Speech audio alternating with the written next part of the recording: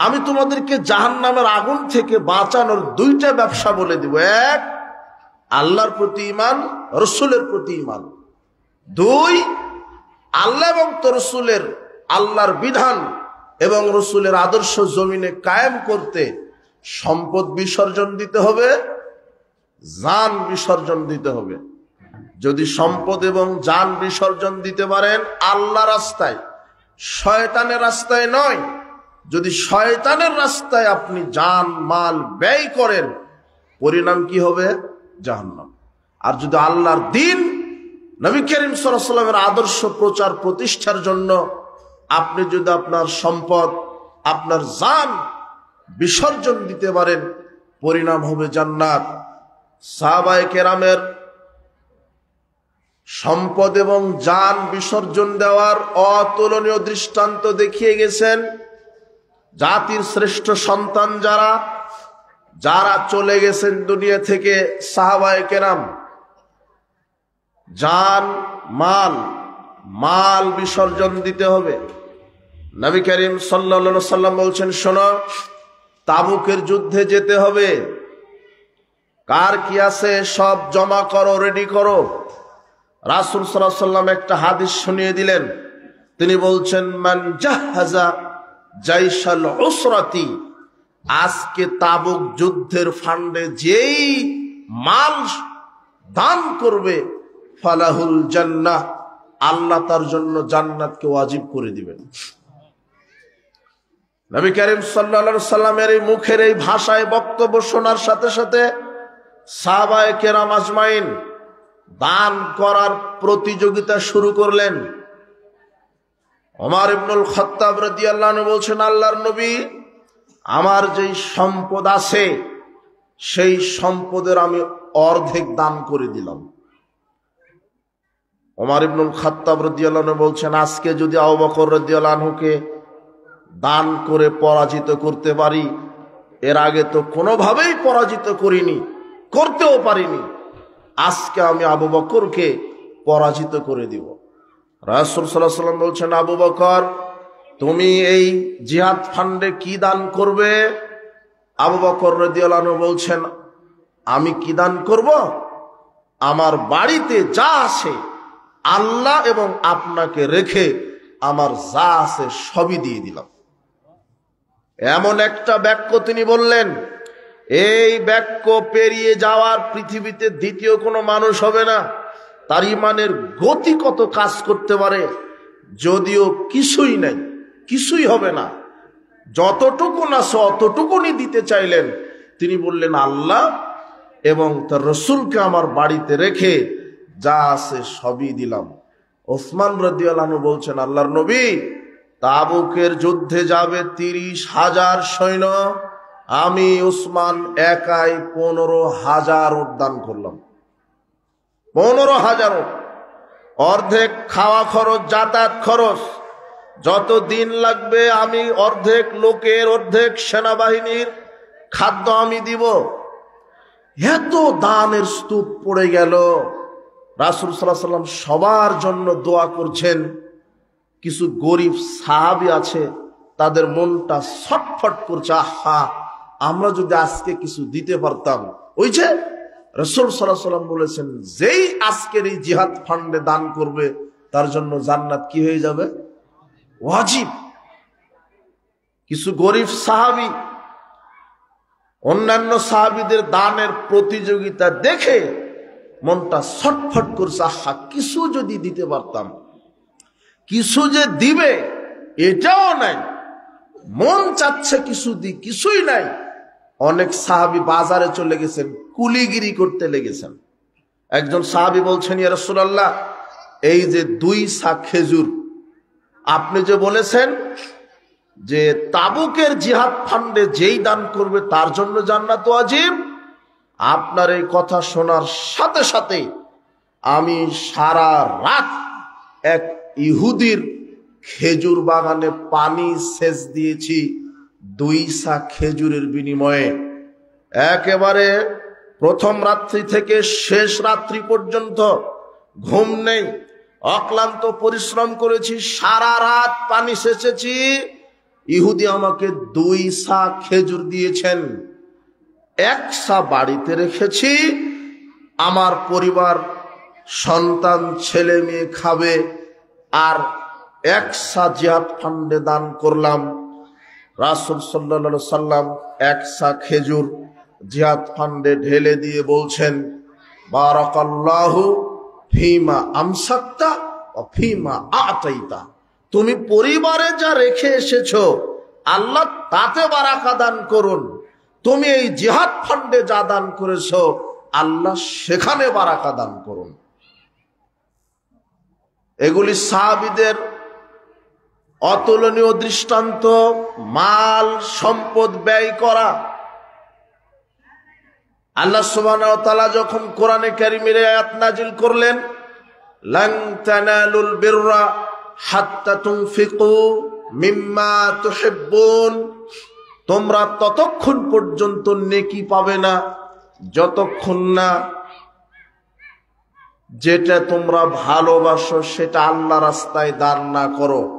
সবচেয়ে যেটা পছন্দনীয় জিনিস আপনার কাছে দান করতে চাচ্ছেন, পকেটে টাকা আছে, একটা পুরাতন টাকা একটা নতুন টাকা, দান করতে কোনটা দিতে হবে?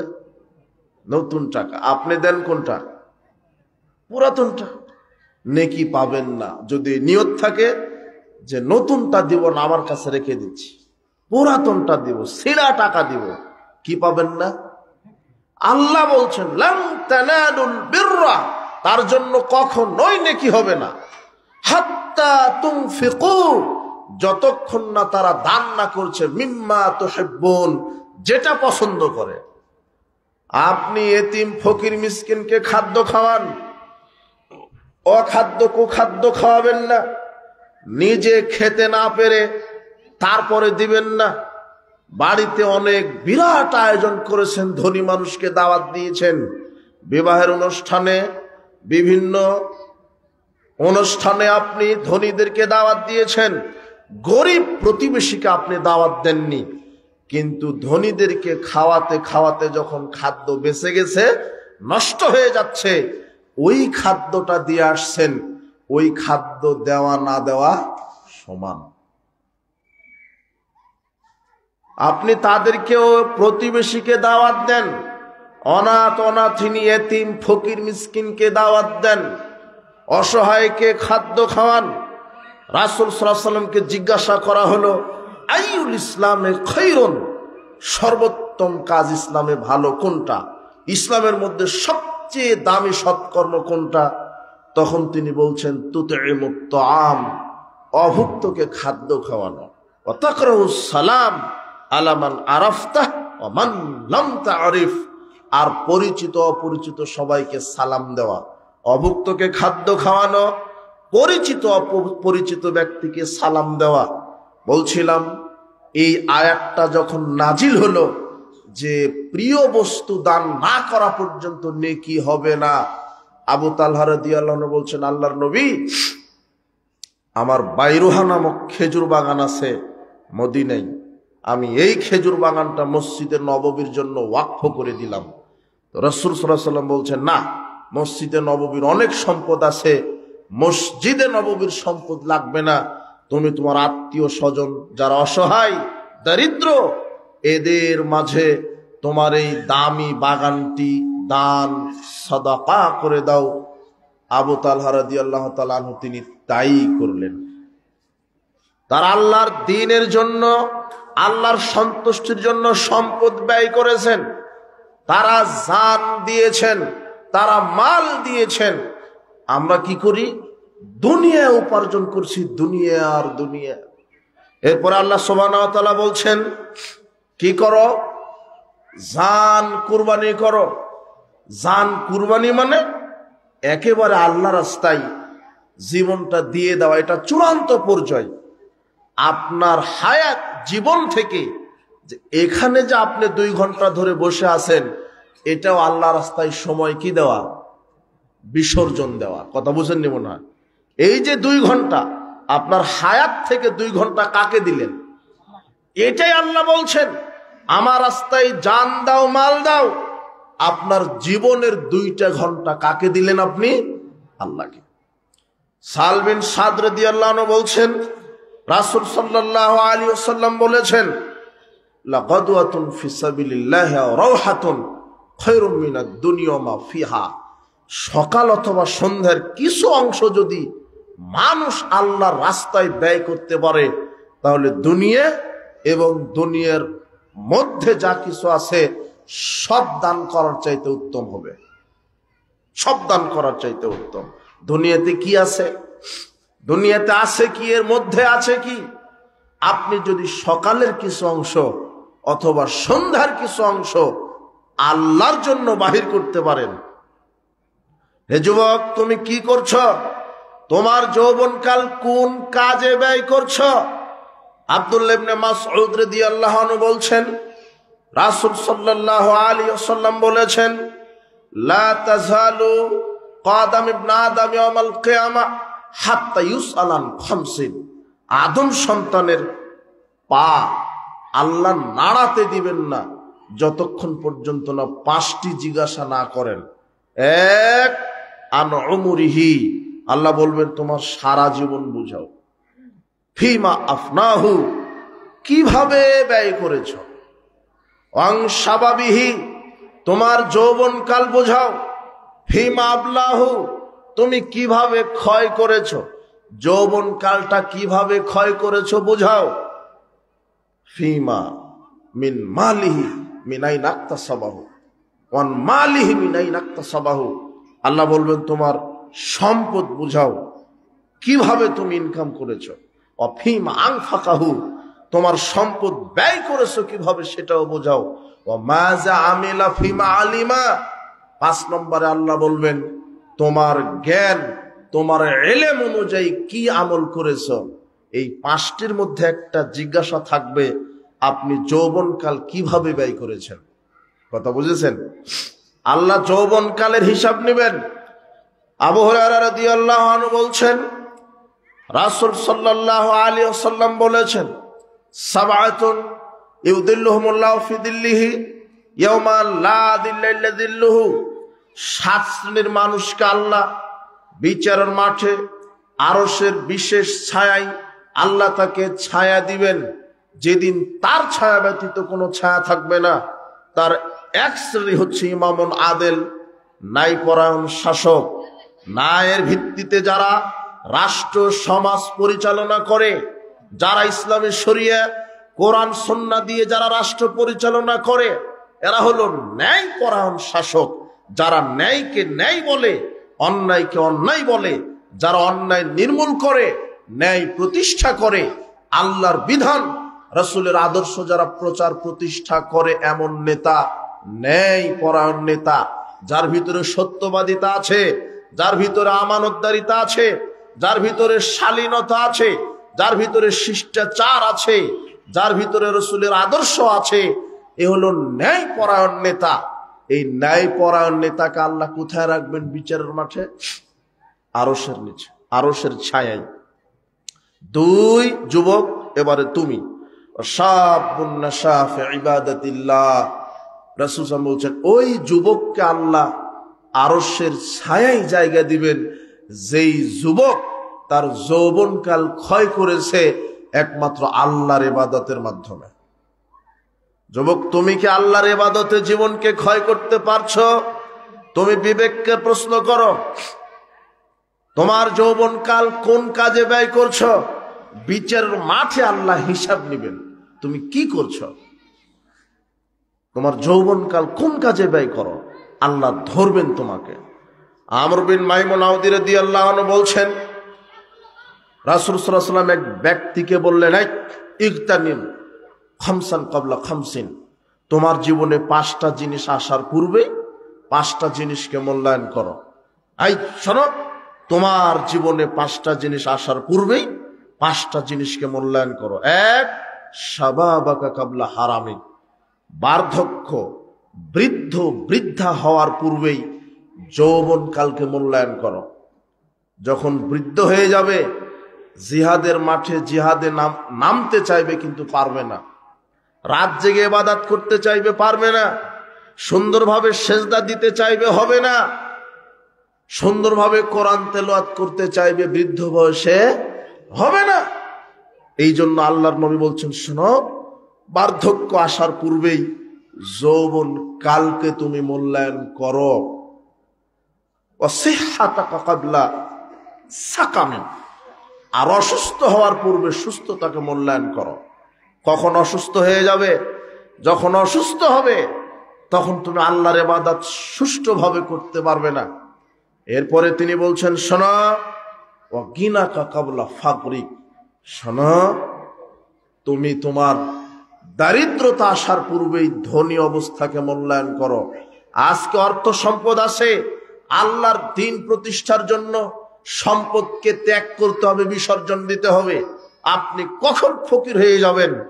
ধনী করার ক্ষমতা, ফকির করার ক্ষমতা কার হাতে? আল্লাহর হাতে। আপনি কি করবেন সম্পদ? আপনার সম্পদটা কোন কাজে ব্যয় করছেন? মদের আড্ডায়, জোয়ার আড্ডায়, ঘুষের আড্ডায়, কিসের আড্ডায়? জেনার আড্ডায়, জোয়ার আড্ডায়। আজকে হাজার লক্ষ টাকা খরচ করছে যুবক জোয়ার পিছনে। যুবক, তুমি খরচ করছো মাদকের পিছনে, নগ্ন নারীর পিছনে, ইহুদি খ্রিস্টানের প্রচলিত এই যে অপসংস্কৃতি, বিভিন্ন দিবসগুলি পালন করতে গিয়ে তুমি তোমার সম্পদকে বিলিয়ে দিচ্ছ। অথচ এই সম্পদের হিসাব আল্লাহ বিচারের মাঠে নিবেন। তুমি মনে রেখো, তোমার এই সম্পদ তুমি ব্যয় করতে পারতে ইসলামের পথে। তুমি ইসলামের সুশীতল ছায়ায় আশ্রয় নিয়ে আলেম ওলামাদের, হকপন্থী আলেম ওলামাদের সহবতে থেকে তোমার দ্বীনকে টিকানো, ঈমানকে টিকানোর স্বার্থে, পরকালের স্বার্থে তোমার এই সম্পদ তো তুমি ইসলাম প্রতিষ্ঠার জন্য ব্যয় করতে পারতে। কিন্তু তুমি আজকে তোমার এই সম্পদ কি কাজে ব্যয় করছো? আল্লাহ যদি বলে বিচারের মাঠে যে, হে যুবক, তোমার সম্পদ তুমি কি কাজে ব্যয় করেছো, তো তুমি কি জবাব দিবে? বিচারের মাঠে কি জবাব দিবে তুমি? রাসূল সাল্লাল্লাহু আলাইহি ওয়াসাল্লাম লোকটিকে বলছেন, শোনো, দারিদ্র হওয়ার পূর্বেই ধনী থাকা অবস্থাকে মূল্যায়ন করো। 4, ফারাগাকা ক্বাবলা শুগলিক, ব্যস্ততা আসার পূর্বেই অবসর সময়কে মূল্যায়ন করো। 5, হায়াতাকা ক্বাবলা মাউতিক, মৃত্যুর পূর্বে জীবনকে মূল্যায়ন করেন। যখন মৃত্যু চলে আসবে, বিচারের মাঠে মানুষ আফসোস করবে। কি আফসোস করবে? হ্যাঁ রব, আমাকে আর একটা বার দুনিয়াতে প্রেরণ করো। এইবারে যদি দুনিয়াতে যেতে পারি তাহলে আর খারাপ আমল করব না, ভালো আমল করব। আল্লাহ আবার পাঠিয়ে দিবেন দুনিয়াতে? পাঠিয়ে দিবেন না। এই জন্য সম্পদ বিসর্জন দিতে হবে আল্লাহর রাস্তায়, জীবনটা বিসর্জন দিতে হবে আল্লাহর রাস্তায়। জীবনটা কি? সময়েরই সমষ্টি জীবন। আপনি সময়টা কি কাজে ব্যয় করছেন? শোনেন, মোবাইলে সময় দেন আপনি 18 ঘন্টা, দিন রাতে 24 ঘন্টা। শুধু মোবাইলে যুবক সময় দেয় 18 ঘন্টা, তারও বেশি। আল্লাহ ধরবেন না একে? মোবাইলে গেমস, গান বাজনা, গোটা প্রজন্মটা, জাতিটাই অন্ধ হয়ে গেল এই মোবাইল নামক একটা যন্ত্রের কাছে। ইমান বিক্রি করে দিল। গান বাজনা, জেনা, গেমস, জুয়া, সবকিছু হচ্ছে আজকে মোবাইলে। তুমি তোমার জীবনের 90% ব্যয় করছো মোবাইলকে দিচ্ছ। অথচ তোমার এই জীবনের যে মালিক, তার জন্য তুমি কি সময় দাও? 5টা বার মসজিদে মুয়াজ্জিন বলে হাইয়া আলাস সালাহ 24 ঘন্টাতে। তুমি কয়বার তুমি সাড়া দাও মুয়াজ্জিনের আজানে? তোমার জীবন কি করবে? এই জীবনকে তুমি কিভাবে ব্যয় করছো? আল্লাহ যখন তোমাকে ধরবেন তুমি কি জবাব দিবে? আজকে জেনার আড্ডায়, মদের আড্ডায়, গানের আড্ডায়। যুবক, তোমার হাতে তো কোরআন হাদিস থাকার কথা, বই খাতা কলম থাকার কথা। তোমার হাতে লাঠি কেন? মদের বোতল কেন? তোমার জীবনে বেহায়া নগ্ন নারী কেন? তোমার এই উপাদানগুলি তোমার জীবনে দিল কে? তুমি কোন নেতার পিছনে ছুটছ? তুমি সাবধান হও। বিচারের মাঠে যারা আমল করে, ভালো ভালো আমল করে জান্নাতে যাবে, তাদের একটা আফসোস থাকবে। জান্নাতীদের কোনো আফসোস থাকবে না। তবে একটা আফসোস থাকবে, সেটা কি? যারা দুনিয়াতে আমল করেছে ঠিক আছে, কিন্তু সময়কে বেশি মূল্যায়ন করেনি। নিচতলার জান্নাতের উপরতলার জান্নাতের বালাখানা নাজ নিয়ামত দেখে বলবে, আহা, অমুক সময় ওই 10টা মিনিট যদি আমি অহেতুক বসে না থেকে যদি 10টা মিনিট তাসবিহ পাঠ করতাম, ওই 10টা মিনিট যদি আমি আল্লাহকে দিতাম, ওই 10 মিনিট যদি কোরআন তেলাওয়াত করতাম, ওই যে 5 মিনিট আমি অবহেলা করে শয়তানি বদমাশি করে আমি অলসতা করে কাটিয়েছি, ওই 5টা মিনিটটা যদি আমি আল্লাহর জন্য ব্যয় করতাম, আজকে আমিও জান্নাতের উচ্চ স্থানে আল্লাহ আমাকে জায়গা করতেন। এইভাবে জান্নাতীরাও কি করবে? আফসোস করবে। সময়কে মূল্যায়ন করেন, সময়কে মূল্যায়ন করে চলেন। সময় কারো জন্য অপেক্ষামান নয়, সময় তো চলেই যাচ্ছে। যেতে যেতে যেতে যখন মৃত্যু চলে আসবে, আল্লাহর কাছে বলবেন, আল্লাহ আর একটা বার জমিনে ফিরিয়ে দাও, এইবারে ভালো আমল করব, সময়কে মূল্যায়ন করব। তখন কি আল্লাহ ফিরিয়ে দিবেন আপনাকে? না। যুবক, তুমি সাবধান হও, সাহাবীদের নীতি আদর্শে ফিরে আসো, দ্বীনের জন্য ত্যাগী হও। কি ত্যাগী করতে হবে তোমাকে? কি বিসর্জন দিবে? সম্পদ দাও, তোমার জীবনের একটা অংশ দাও, সময় ব্যয় করো আল্লাহর দ্বীনের জন্য। পরিশ্রম বিসর্জন দাও। তুমি কি বিসর্জন দিবে? এটা পরিশ্রমী হও। কি পরিশ্রম? আল্লাহর দ্বীন প্রতিষ্ঠার জন্য রাত দিন আল্লাহর দ্বীন, কোরআন সুন্নাহ দাওয়াত দাও, একটু পরিশ্রমী হও। সাহাবায়ে কেরাম মসজিদে নববী যখন নির্মাণ কাজ শুরু হয়, প্রত্যেক সাহাবী একটা করে ইট বহন করছে। তো আম্মার ইবনে ইয়াসার রাদিয়াল্লাহু আনহু তিনি 2টা করে ইট বহন করছেন, বড় বড় ইট। তো রাসূল সাল্লাল্লাহু আলাইহি ওয়াসাল্লাম আম্মার বিন ইয়াসারকে জিজ্ঞাসা করছেন, আম্মার, সবাই একটা করে ইট বহন করছে, তুমি এত কঠোর পরিশ্রম করছো কেন? 2টা ইট বহন করছো কেন? তখন আম্মার বলছে, ইন্নী উরিদুল আজরা মিনাল্লাহ, আমি আল্লাহর কাছে বেশি নেকি কামনা করি, আমি আল্লাহর কাছে বেশি নেকি চাই, এই জন্য আমি বেশি পরিশ্রম করছি।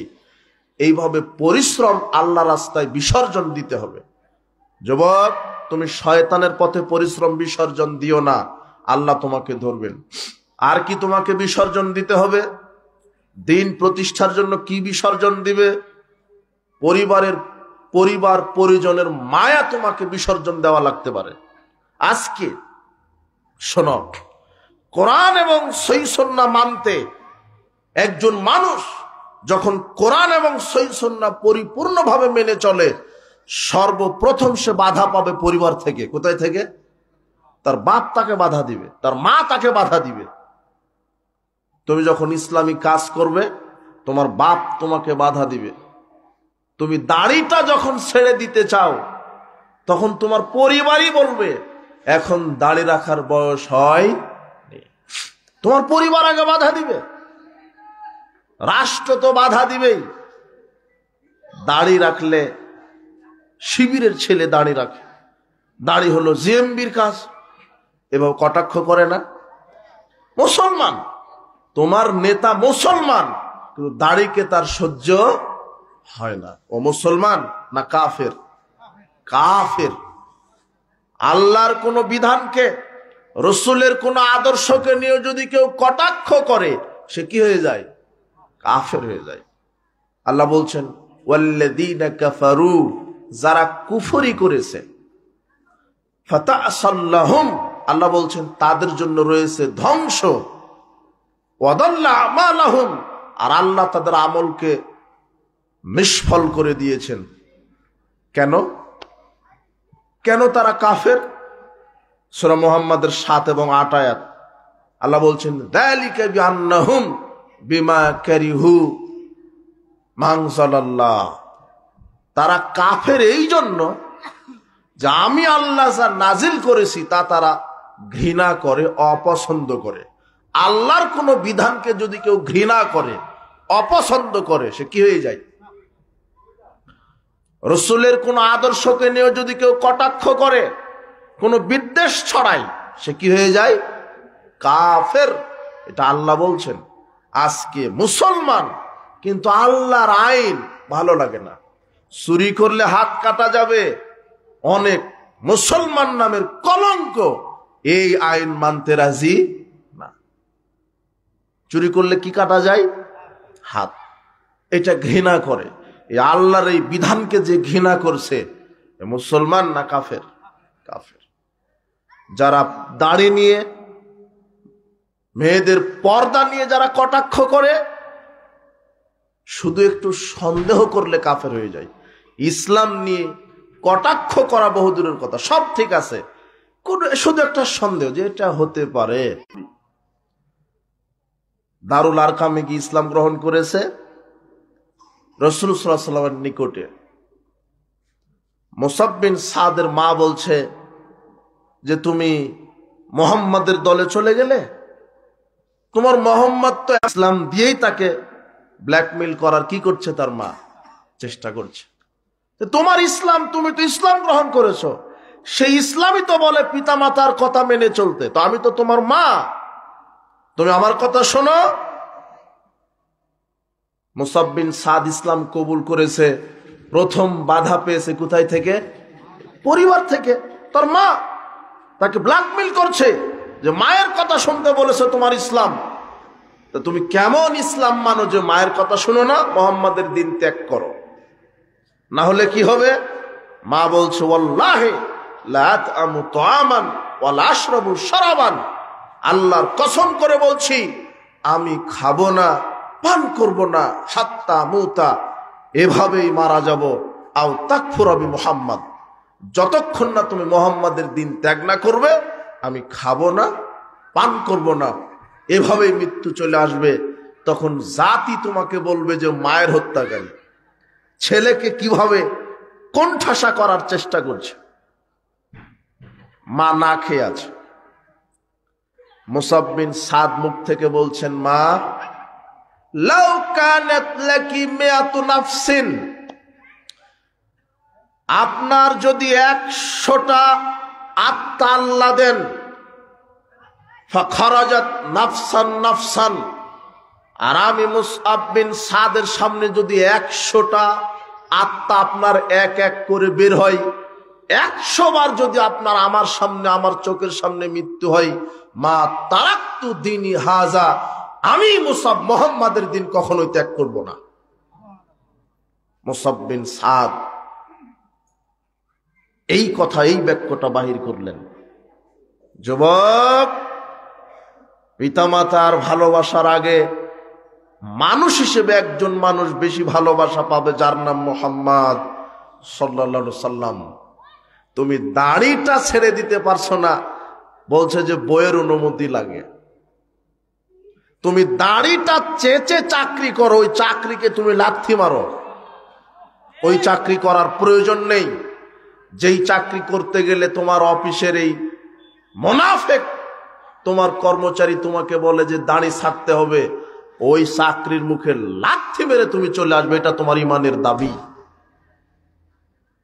তোমার অভ্রান্ত সত্য নেতা মুহাম্মদ সাল্লাল্লাহু আলাইহি ওয়াসাল্লাম মুসআব বিন সাদ পরিবারের মায়া ত্যাগ করেছে, মাকে ছেড়েছে, পরিবারকে ছেড়েছে ইসলামের জন্য। তুমি কি করেছো? কি করেছো? মুসআব বিন সাদের ঘটনা এটা। আর একজন আছে মুসআব নামেরই, মুসআব বিন উমাইর, নাম শুনেছেন না? মুসআব বিন উমাইর মক্কার সবচেয়ে ধনী পরিবারের সন্তান ছিলেন মুসআব বিন উমাইর।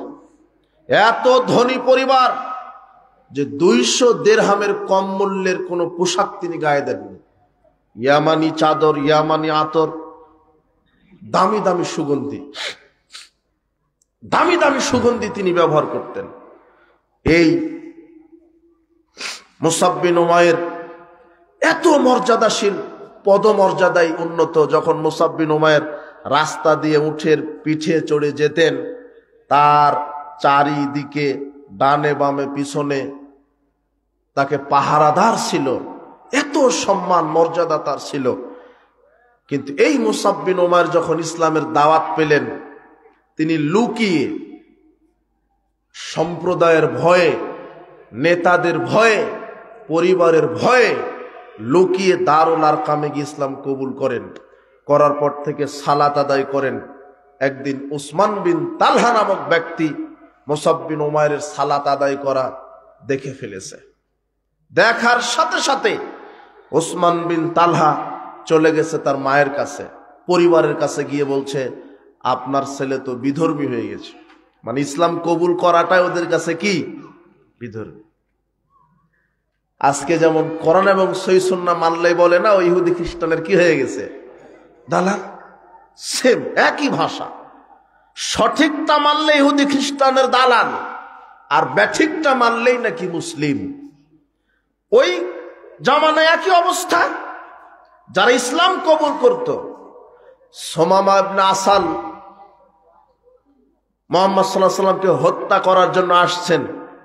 প্রতিমধ্যে রাসূল সাল্লাল্লাহু আলাইহি সাল্লামের গোয়েন্দা বাহিনী সুমামা ইবনে আসালকে গ্রেফতার করে মসজিদে নববীর খুঁটির সাথে বেঁধে রেখেছেন।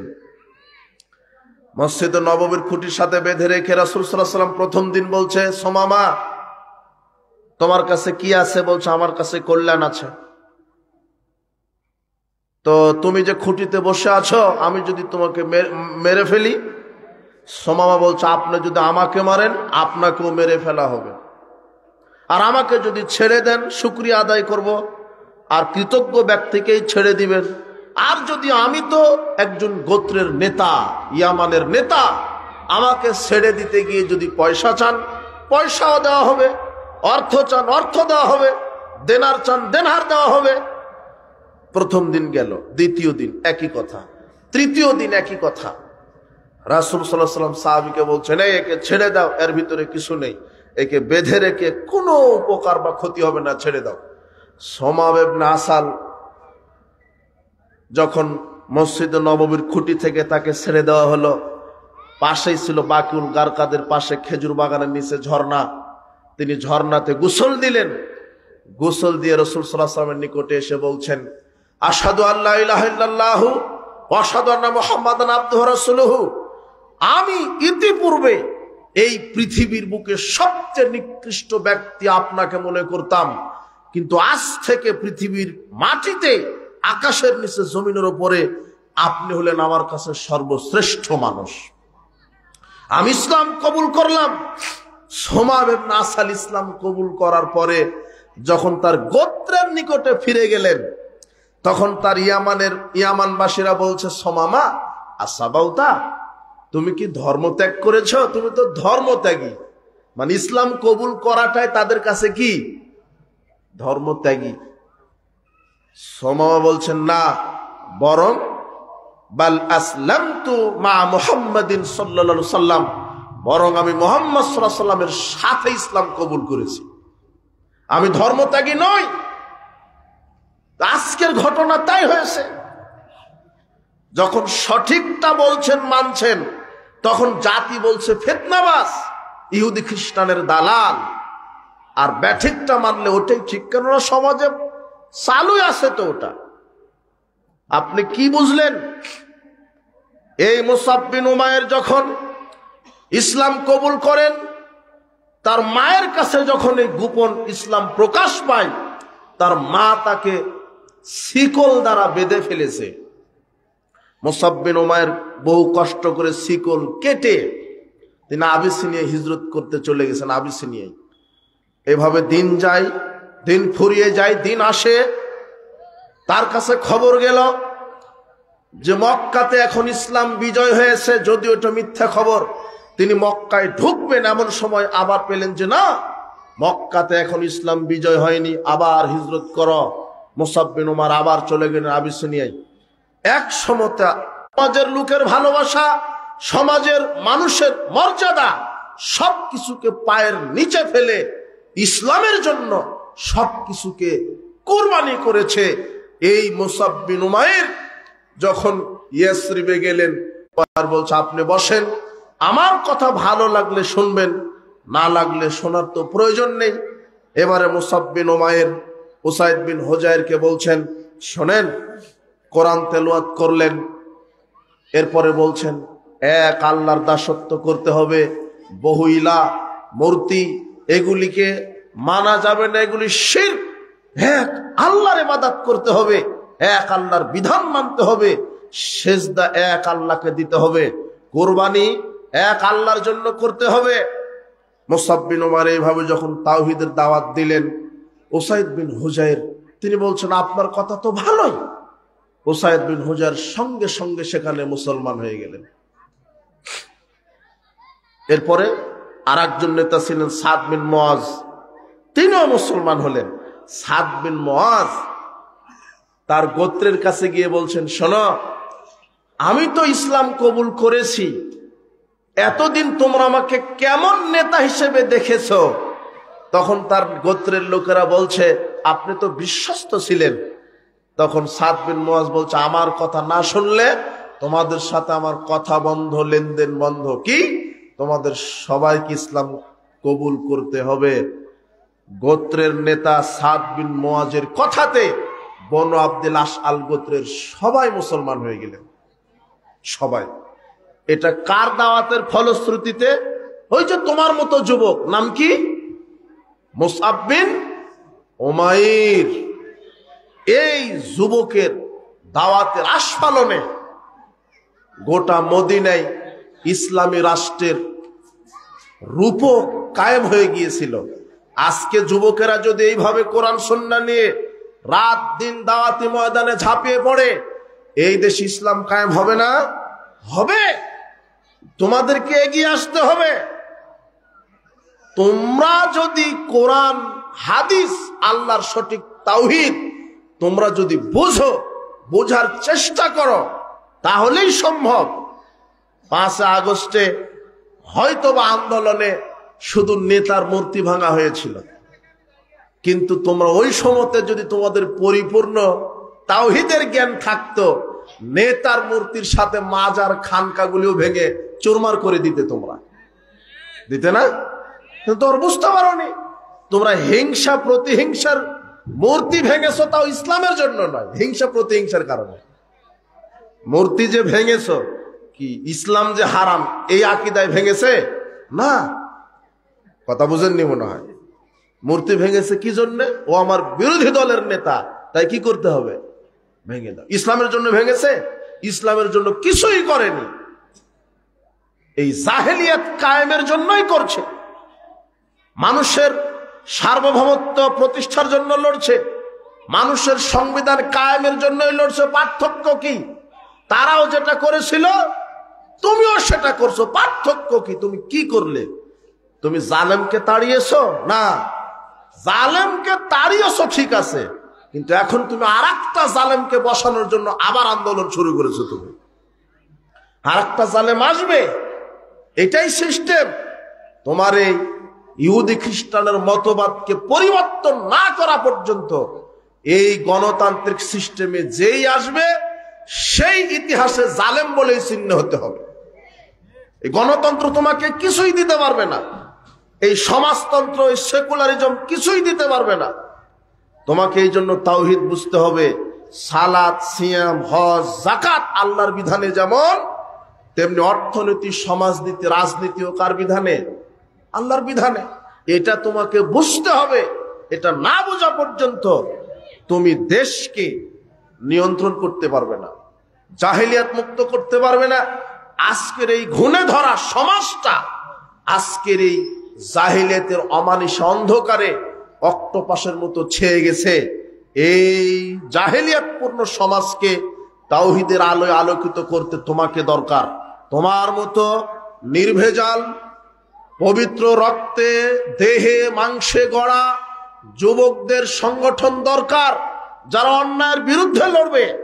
সাহাবীরা যেমন লড়েছে অন্যায়ের বিরুদ্ধে, তোমাদেরকে এভাবে লড়তে হবে। সাহাবায়ে কেরাম জীবন বিসর্জন দিয়েছেন, সময় বিসর্জন দিয়েছেন, অর্থ সম্পদ বিসর্জন দিয়েছেন, পরিবার পরিজনের মায়া বিসর্জন দিয়েছেন।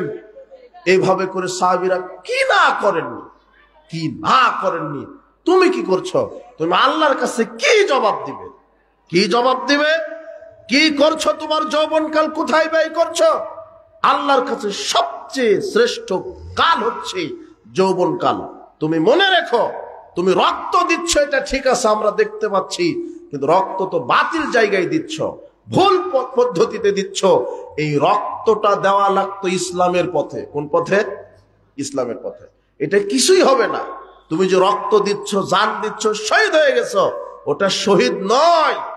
সাধারণ মানুষের যেমন একটা মৃত্যু, তোমারও মৃত্যু। শহীদ কাকে বলে? আল্লাহর বিধানকে কায়েম করতে গিয়ে কি হয়েছে, হ্যাঁ? আর তুমি তোমার নেতাকে চেয়ারে বসাতে গিয়ে জীবন দিয়েছো, তুমি শহীদ না। আল্লাহর দিনকে কায়েম করার জন্য, তুমি যদি আল্লাহর দিন কায়েমের জন্য রাস্তায় নামো, রসুলের আদর্শ কায়েমের জন্য রাস্তায় নামো, নেমে যদি তুমি মারা যাও, তাহলে তুমি কি হিসেবে গৃহীত হবে? শহীদ। তুমি কি করছো? তোমার কাজ কি? তোমার কাজ ইহুদি খ্রিস্টানের আদর্শকে প্রতিষ্ঠা করার জন্য রক্ত দিচ্ছ। এই রক্তের 5 পয়সা মূল্য আল্লাহর কাছে নেই, তুমি মনে রেখো। উপস্থিত বৈঠকের মুসলিম দিনী ভাই বোন, শুধু যুবক সাহাবীদের অবদান ইসলামে আছে তা নয়, নারীদের অবদান ইসলামে আছে। আয়েশা রাদিয়াল্লাহু তাআলা আনহা, ফাতেমা রাদিয়াল্লাহু তাআলা আনহা, খাদিজা রাদিয়াল্লাহু তাআলা আনহা, এই মহিলা সাহাবীদের অবদান অনেক বেশি। নবী করিম সাল্লাল্লাহু আলাইহি সাল্লাম যখন হেরা গুহাতে ইবাদতে মগ্ন ছিলেন, তখন তার স্ত্রী খাদিজা রাদিয়াল্লাহু তাআলা আনহা প্রায় দিনই খাবার নিয়ে যেতেন তার স্বামীর কাছে। হেরা গুহা মাটি থেকে উপরে 30 ফিট উঁচা। কত ফিট? 30 ফিট। একজন মহিলা প্রায় দিন, রাসূল সাল্লাল্লাহু আলাইহি ওয়াসাল্লাম কিছুদিন পর পর গিয়ে খাবার নিয়ে আসতেন, কিন্তু তার স্ত্রী খাদিজা রাদিয়াল্লাহু তাআলা আনহা প্রায় দিনই খাবার নিয়ে আসতেন। 30 ফিট উঁচুতে উঠে খাবার পৌঁছিয়ে দিতেন একজন মহিলা। কেমন শক্তির প্রয়োজন! আল্লাহ এত খুশি হয়েছেন যে স্বামীর আনুগত্য এইভাবে করে। কত না স্বামীকে তৃপ্তি দিয়েছেন, স্বামীর বাধ্য থেকেছেন। তার দৃষ্টান্ত হচ্ছে খাদিজা রাদিয়াল্লাহু তাআলা আনহা। আল্লাহ সুবহানাহু ওয়া তাআলা খাদিজা রাদিয়াল্লাহু তাআলা আনহার প্রতি এত সন্তুষ্ট হয়েছিলেন যে জিবরিলকে পাঠিয়ে বলছেন, জিবরিলকে আল্লাহ বলছেন, শোনো, তুমি খাদিজাকে সালাম দিও আর আমারটাও পৌঁছে দিও মুহাম্মাদের মাধ্যমে।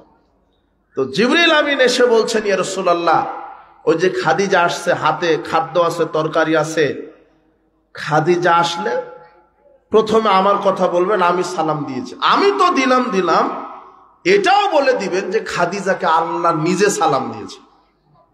কেন? তার স্বামীকে মূল্যায়ন করার জন্য। আজকে সমাজে আপনার স্ত্রী তাহাজ্জুদ পড়বে ঠিক সময়ে, কিন্তু স্বামীর কথা মানতে রাজি নাই, তাহাজ্জুদ পড়তে রাজি। স্বামীকে মূল্য, অনেক স্ত্রী আছে যে স্বামীকেই তার কথা শুনতে বাধ্য করে, নিজে স্বামীর কথা শুনবে না। জেদ, গোড়ামি, হঠকারিতা।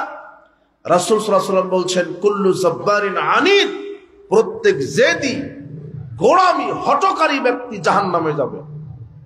এবং হেমা আপনাকে বলছি, স্বামীকে মূল্যায়ন করে জান্নাত। মহিলা সাহাবীদের দিকে আপনি দেখেন, আয়েশা রাদিয়াল্লাহু তাআলা আনহা কিভাবে তার স্বামী মুহাম্মদ সাল্লাল্লাহু আলাইহি ওয়াসাল্লামকে মূল্যায়ন করেছেন, খাদিজা রাদিয়াল্লাহু তাআলা আনহা কিভাবে মূল্যায়ন করেছেন।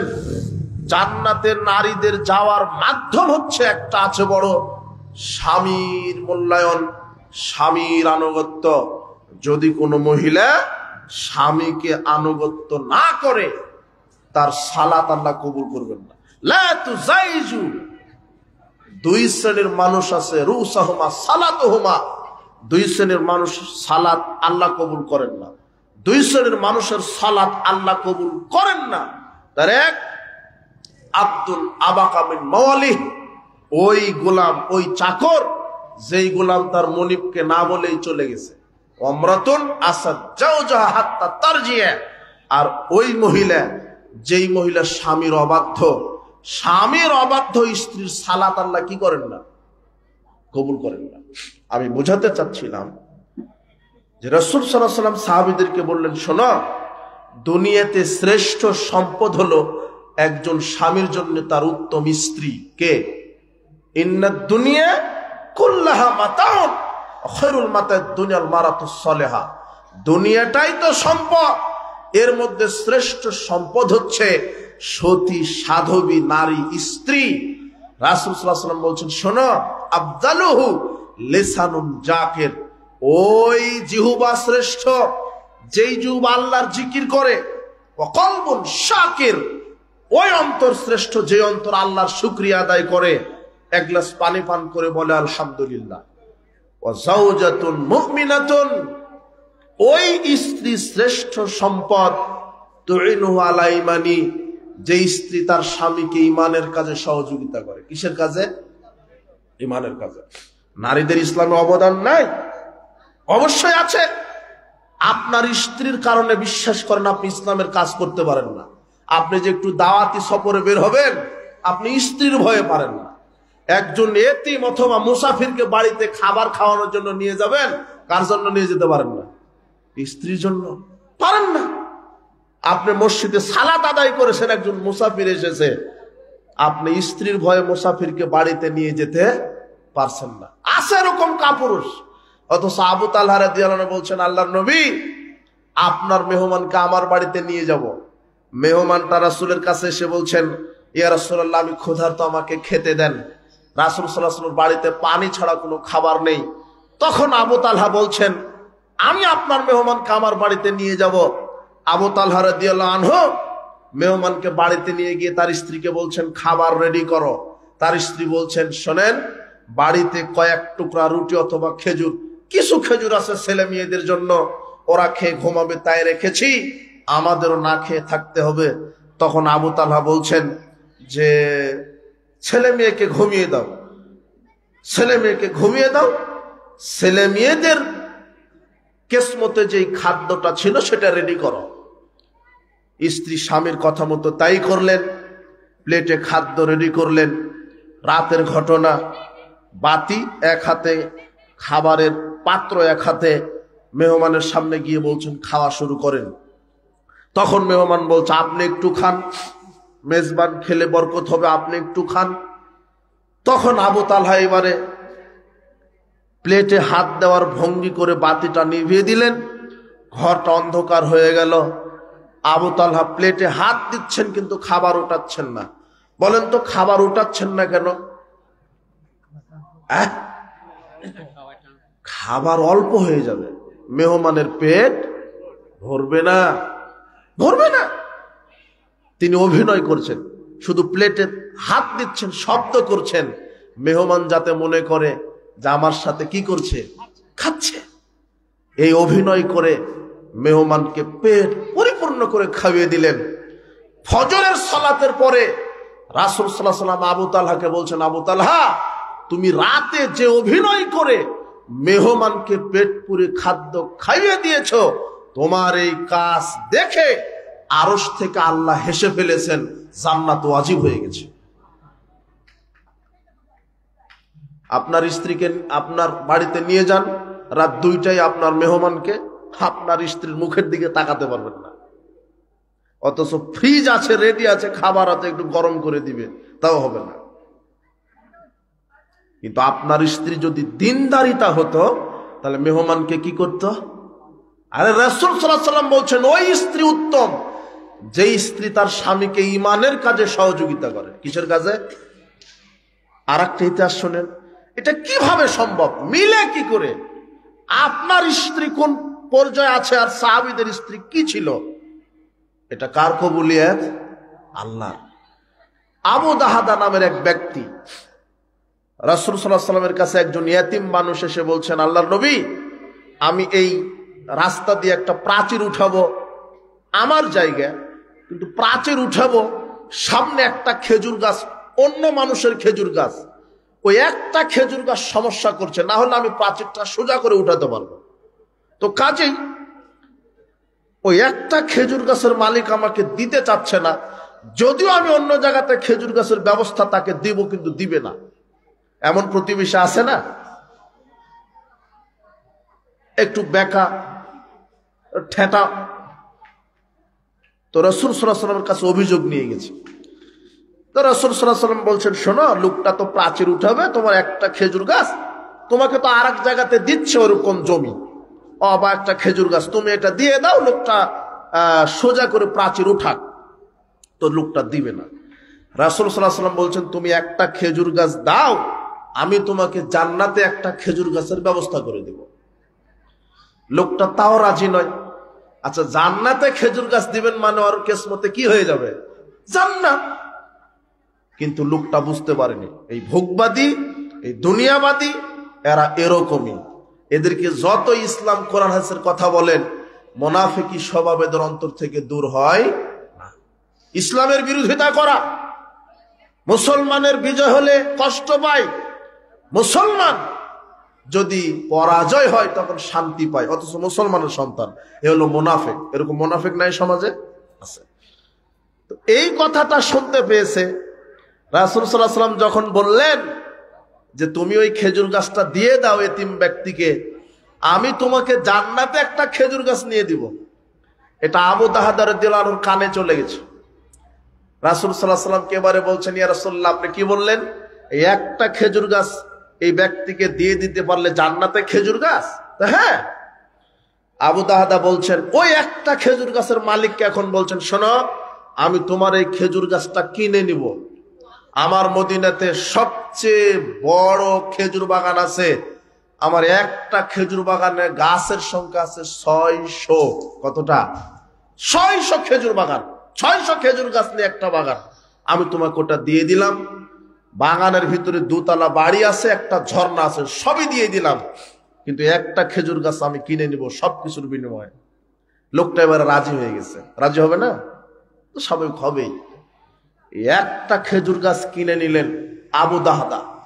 600 খেজুর গাছ, 2 তলা বাড়ি, একটি ঝর্ণা, এর বিনিময়ে একটা খেজুর গাছ কিনে ওই এতিম ব্যক্তিটাকে দিয়ে দিলেন। দেওয়ার পরে আবু দাহদা তার বাড়িতে গিয়ে স্ত্রীকে বলছেন, বের হয়ে আসো, আমি একটা খেজুর গাছ কিনে নিয়েছি, এই খেজুর বাগানের বিনিময়ে রাসূল সাল্লাল্লাহু আলাইহি ওয়াসাল্লাম বলেছেন, আল্লাহ আমাকে জান্নাতে একটা খেজুর বাগান দিবেন, ওই জন্য আমি এই বাগানটা বিক্রি করে ওই একটা খেজুর গাছ কিনে নিয়ে এতিম ব্যক্তিকে দিয়েছি। আবু দাহদার স্ত্রী বলছে, বাহ, তুমি আল্লাহর সাথে ব্যবসাটা চমৎকার করেছ। কি ভাষা! আল্লাহর সাথে ব্যবসা, এই ভাষায় তোমার ব্যবসাটা চমৎকার হয়েছে। আবু দাহদা রাদিয়াল্লাহু আনহু রাসূলের আগেই মারা গেছেন। রাসূল সাল্লাল্লাহু আলাইহি ওয়াসাল্লামকে আল্লাহ স্বপ্নে দেখিয়ে দিলেন। রাসূল সাল্লাল্লাহু আলাইহি ওয়াসাল্লাম সাহাবীদেরকে এই সংবাদ দিয়ে দিলেন, কি? শোনো সাহাবীগণ, ওই যে আবু দাহদা 600 খেজুর গাছের বিনিময়ে একটা খেজুর গাছ কিনে এতিম ব্যক্তিকে দান করেছিল, এই জন্য আল্লাহ আবু দাহদাকে জান্নাতে বিশাল বাগান দান করেছেন। জান্নাতের বাগানে ঘুরছে আবু দাহদা। এগুলো হচ্ছে সাহাবীদের ঈমান। ওই স্ত্রী, দামি স্ত্রী, যে স্ত্রী তার স্বামীকে কিসের কাজে সহযোগিতা করে? তাহলে দিন প্রতিষ্ঠা প্রচারের জন্য নারীদের ভূমিকা আছে, যদি সেই নারীটা চরিত্রবান হয়, দিনদার হয়। এই জন্য যুবক শোনো, রাসূল সাল্লাল্লাহু আলাইহি ওয়াসাল্লাম বলেছেন, ওই নারীকে বিবাহ করো যার দিনদারিতা আছে আর স্বভাব ভালো। কয়টা গুণ দেখতে বলেছেন? দিনদারিতা আর স্বভাব। এবং রাসূল সাল্লাল্লাহু আলাইহি ওয়াসাল্লাম এটাও বলেছেন মেয়েকে, যে তুমি ওই ছেলেকে বিবাহ করো যার দিনদারিতা, যার স্বভাব ভালো। কিন্তু সমাজে কি দেখা হয়?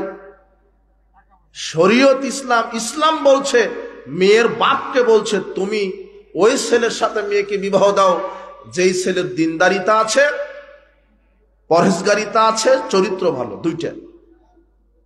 ছেলের বাপকে শরীয়ত বলছে, ওই মেয়ের সাথে বিবাহ দাও যে মেয়ের দিনদারিতা আছে, চরিত্র সুন্দর। কিন্তু সমাজের নীতিটাই উল্টা। ডিগ্রি কত বড় আর বেতন পায় কত, গাঁজা 2 পুরে বেশি খেলেও সমস্যা নেই। কথা বুঝেননি মনে হয়? ও এটা হিন্দুদের উৎসব। মূর্তি পূজার সাথে মুসলমানের কোন সম্পর্ক থাকতে জাগ্রত করে, এই ছেলে মেয়েকে দিয়ে ইসলাম কায়েম হবে না। আগামীতে কিছু প্রজন্ম আসছে, এরা ইসলাম কোরআন হাদিস না জানা প্রজন্ম, দুনিয়ার সাথে মিশে গেছে। আমেরিকা ব্রিটেনের পাশ্চাত্য মতবাদের স্বীকার করতে হবে। নেতৃত্ব সংস্কার, নেতার পরিবর্তন না, ইসলাম নীতির পরিবর্তন চায়। কিসের পরিবর্তন? নীতি। তোমাকে এগিয়ে আসতে হবে। যাক, দিনের পথে তুমি ত্যাগ স্বীকার করবে। ইন্নামা হিয়া লিযিকরিল্লাহি আযজা ওয়া জাল ওয়াস-সালাতি ওয়া কিরাআতিল কোরআন। মসজিদ আল্লাহর তাসবিহ তাহলিল জিকির করার জায়গা, সালাতের জায়গা, কোরআন তেলাওয়াতের জায়গা। রাসূল সাল্লাল্লাহু আলাইহি ওয়াসাল্লাম এক ব্যক্তিকে বলছেন, এই এক বালতি পানি নিয়ে আসো। ফাআমারা রাজুলাম মিনাল কওম ফাজাহু বিদালবিন মিন মা। একজন ব্যক্তিকে বলছেন, যাও এক বালতি পানি নিয়ে আসো। ফাশান্নাহু আলাইহি। দেখেন, বেদুইন পেশাব করে দিল। রাসূল সাল্লাল্লাহু আলাইহি ওয়াসাল্লাম নিজে হতো প্রেসিডেন্ট, নিজে এক বালতি পানি ঢেলে বেদুইনের পেশাব পরিষ্কার করলেন। কার পেশাব? কথা বুঝেননি মনে হয়? এলো নেতা। নেতাকে সংস্কার হতে হয়। ওমর রাদিয়াল্লাহু আনহুর মতো নেতা হতে হবে। ওমর রাদিয়াল্লাহু আনহু সংস্কারক। তিনি ঘুরে ঘুরে তার রাজ্যের অভাব দুঃখী মানুষের খবর নিতেন, তার ভিতরে জবাবদিহিতা ছিল। এমন নেতা হতে হবে। ওমর রাদিয়াল্লাহু আনহু বলছেন, ফোরাত নদীর তীরে যদি কুকুর না খেয়ে মারা যায়, এর জন্য কে আমাকে ধরবে? আল্লাহ ধরবে। ওমর রাদিয়াল্লাহু আনহু একদা দুই চাদরের ছাটের জুব্বা পরে খুতবা দিচ্ছেন। ওমর রাদিয়াল্লাহু আনহু সবাইকে গনিমতের মাল বন্টন করে দিয়েছিলেন একটা করে চাদর। তো সেই হিসেবে ওমর নিজেও পেয়েছিল একটা চাদর। কিন্তু খুতবা দেওয়ার সময় যখন উঠেছে, তখন তার শরীরে 2 ছাটের চাদরের জুব্বা। মুসল্লিরা বলছে, খুতবা পরে হবে নেতাজি, আপনার গায়ে 2টা জুব্বা কেন, 2টা চাদর ছাটের জুব্বা কেন, এটা আগে বলেন। তখন ওমরের ছেলে আব্দুল্লাহ বলছেন, শোনেন সম্মানিত মুসল্লি কেরাম, শোনেন, আমার ভাগের যে চাদরটা পেয়েছিলাম সেটা আমার আব্বাকে দিয়েছি, তাই আব্বা 2 ছাটের চাদরের জুব্বা পরেছে। তখন মুসল্লি বলছে, এখন খুতবা চালান। কথা বুঝেননি মনে হয়? অর্ধ পৃথিবীর খলিফা, জাতিকে চাদরের হিসাব দিতে হচ্ছে, আর তোমার ইউনিটের মেম্বার কোটি টাকার মালিক, পিয়ন 400 কোটি টাকার মালিক। তাহলে তোমার এমপির অবস্থা কি? এরা কি চাইবে বাংলাদেশে যে ইসলাম কায়েম হোক? হলেও ওরই আগে হাত কাটা যাবে। কথা বুঝেননি যুবক? বুঝেছ? তুমি কোন নেতার পিছনে ছুটো? বেনামাজিকে নেতা বানাও, মদখুর গাঁজাখুর ইয়াবাখুরকে নেতা বানাও। আশ্চর্য কথা, এই নেতা কিভাবে চাইবে? তুমি কিসের ক্যানভাস করো? তুমি কোন নেতার পিছনে ছুটো? আরে একটা মসজিদের ইমামতি করতে তো তার যোগ্যতা লাগে। ইমাম মানে তো নেতা। ইমাম মানে কি? নেতা। তো নেতা, দেশের নেতা হবে কে? কোন সুর, কোন দুর্নীতিবাজ, কোন লুচ্চা, কোন বদমাশ, কোন বেনামাজি না। যিনি সালাতের ইমামতি করবেন তিনিও রাষ্ট্রের ইমামতি করবেন। এটাই হলো ইসলাম। তুমি কাকে নেতা বানিয়েছো? মসজিদের 500 জন মুসল্লিকে সালাত আদায় করাবে, এই জন্য ইন্টারভিউ নেওয়া হয়। কামেল পাস কিনা, দাওরা কিনা, হাফেজ কিনা, দাড়ি লম্বা কিনা, বউ পর্দায় থাকে কিনা, হারাম খায় কিনা, সালাত আদায় করে কিনা, এত কিছু দেখা হয়। মাত্র 500 জন আর ইমামতি করবে। কিন্তু নির্বাচন যখন আসে বাংলাদেশে, একটা জেলার এমপি নির্বাচন হয় 5 থেকে 7 লক্ষ লোকের জন্য। কত লক্ষ? 5 লক্ষ লোকের নেতা নির্বাচন যখন করেন, তখন আপনি এটা যাচাই করেন না যে আমি যাকে এমপি হিসেবে দেখতে চাই তার দাড়ি আছে কিনা, তার পাঞ্জাবি আছে কিনা, টুপি আছে কিনা, সালাত আদায় করে কিনা, মদখুর কিনা, গাঁজাখুর কিনা, ইয়াবাখুর কিনা, সালাত আদায় করে কিনা, লুচ্চা কিনা, বদমাশ কিনা, 1 সেকেন্ডের জন্য জাতি ভাবে না। বেনামাজিকে ভোট দিয়ে দিলেন, গাঁজাখুরকে ভোট দিয়ে দিলেন। এই বেনামাজিকে নেতা করলে বাংলাদেশে সালাত কায়েম করবে না? ও তো নিজেই বেনামাজি। কোন লুচ্চাকে যদি নেতা বানান, ও জেনার বিধান কায়েম করবে? ইসলাম বলছে কি, যে জেনা বিবাহের পরে করলে তাকে মেরে দাও, একেবারে রজম করে মেরে দাও। তোমার একজন নেতার কত নারীর সাথে জেনার সম্পর্ক, তোমার নেতা আগে ধরা খাবে। কথা বুঝেছেন? সাবধান। নেতা নির্বাচন, বাংলাদেশ সংবিধান আগামীতে আমরা কোরআন হাদিস দেখতে চাই। আর সংসদের 300টা সিটে দেশের এমপি মন্ত্রী যেন হয় এই দেশের হকপন্থী আলেম ওলামা। আল্লাহ তুমি কবুল করো। তাহলে এইভাবে আর ওয়াজ করা লাগবে না। যখন সংসদে কোরআন হাদিস বসবে, আইন হবে, সেদিন সংসদ থেকে পাশ করা হবে, আজ থেকে বাংলাদেশের সকল আকেল বালেক প্রত্যেক নারী পুরুষের 5 ওয়াক্ত সালাত বাধ্যতামূলক। যদি কেউ আদায় না করে তার আজীবন জেল হবে। এটা সংসদ থেকে পাশ করা হবে। পর্দা বাধ্যতামূলক, কোনো লুচ্চামি চলবে না। কেউ যদি বিবাহের পরে জেনা করে, ময়দানে হাজারো লক্ষ কোটি মানুষের সামনে বুক পর্যন্ত পুঁতে দিয়ে তাকে পাথর মেরে রজম করে মেরে ফেলতে হবে। এই বিধান যেদিন কায়েম হবে, সেদিন বাংলাদেশের এই জমিন থেকে রাতারাতি লুচ্চামি বন্ধ হয়ে যাবে। এটা ইসলাম পারে, অন্য কেউ পারে না। কোরআন শুধু খতমের জন্য আসেনি, তাবিজ লেখার জন্য আসেনি। কোরআনকে সংবিধানে বসায়া দেখো, জাহেলিয়াতকে কবর রচনা করা সম্ভব হবে ইনশাআল্লাহ। যদি সৎ লোকেরা নেতৃত্ব দেয়, নেতার মূর্তি কেন? রাসূল সাল্লাল্লাহু আলাইহি ওয়াসাল্লাম লা তাদাতিন সানালিল্লাহ তামাসতাহু ওয়ালা কবরান মুশরিফানিল্লাহ সাওয়াইতাহু। রাসূল সাল্লাল্লাহু আলাইহি ওয়াসাল্লাম আলীকে বলছেন, আলী, যত খানকা মাজার উঁচু কবর পাবে লাথি মেরে ভেঙে দাও। শোনো, তোমার এই হকপন্থী নেতা যখন বাংলাদেশ সংবিধান আর সংসদে বসবে, এরা রাতারাতি বলবে বাংলাদেশ থেকে যত কবর খানকা মাজার সব লাথি মেরে ডিলিট করে দাও। সেদিন সম্ভব হবে। এই ওয়াজ করে কাম হবে না। চুরি করলে হাত কাটা হবে, চুরি করলে হাত কেটে দাও। হাত কাটবে কি করে? তুমি কোন নেতার পিছনে ছোট? সাবধান, তোমাকে মরতে হবে, জবাব দিতে হবে। ওমর রাদিয়াল্লাহু আনহু বলছেন, ফোরাত নদীতে যদি কুকুর মারা যায় না খেয়ে আমাকে ধরবেন। ওমর রাদিয়াল্লাহু আনহু এক বৃদ্ধা মহিলার বাড়িতে আটার বস্তা নিজে কাঁধে বহন করে রুটি খাওয়িয়ে আসে। ওমর আর তোমার বাংলাদেশের নেতা সে আটার বস্তা চুরি করে, বিধবার কাট করে দিবে, তাই 2000 টাকা লাগবে তোমার শয়তানের। ও বিধবার কাট করে দিবে। তুমি কাকে নেতা বানাও? সাবধান, তুমি আল্লাহর কাছে দোয়া করো, আগামীতে যেন অভ্রান্ত একটা সত্য নেতা আল্লাহ জমিনে পাঠিয়ে দেয়, আর কোরআন সুন্নাহ যেন সংবিধান হয়। আল্লাহ তুমি তৌফিক দান করো। বারাকাল্লাহ ফিকুম। এটা তোমার দ্বারা সম্ভব, যুবকের দ্বারা সম্ভব।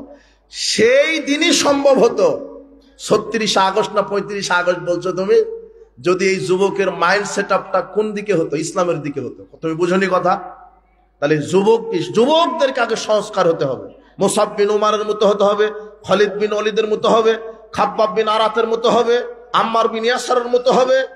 এরপরে আস্তে আস্তে পুরুষের পর পুরুষ সালাউদ্দিন আইয়ুবের মতো হবে, তিতুমিরের মতো হবে, নেসার আলী তিতুমিরের মতো হবে, আপনার এনায়েত আলী বেলায়েত আলীর মতো হবে। যখন এই যুবকেরা তাদের তাজা রক্ত, মেধা, বুদ্ধি সবকিছু ইসলামী পতাকা নিয়ে রাস্তায় নামবে, ইনশাআল্লাহ সেদিন এই দেশে ইসলাম কায়েম হবে ইনশাআল্লাহ। যখন এই জাতি বুঝতে পারবে সঠিকটা। বারাকাল্লাহ ফিকুম। আপনাদেরকে যেটা বোঝাতে চাইলাম, যে আপনারা প্রত্যেকেই দিনের জন্য ত্যাগ স্বীকার করেন, যে যেখানে আছেন, বিশেষ করে যুব সমাজ। আল্লাহ তোমাকে ধরবেন। আল্লাহ আজকের এই সম্মেলনে যারা যে যেখান থেকে এসেছেন, তুমি তাদের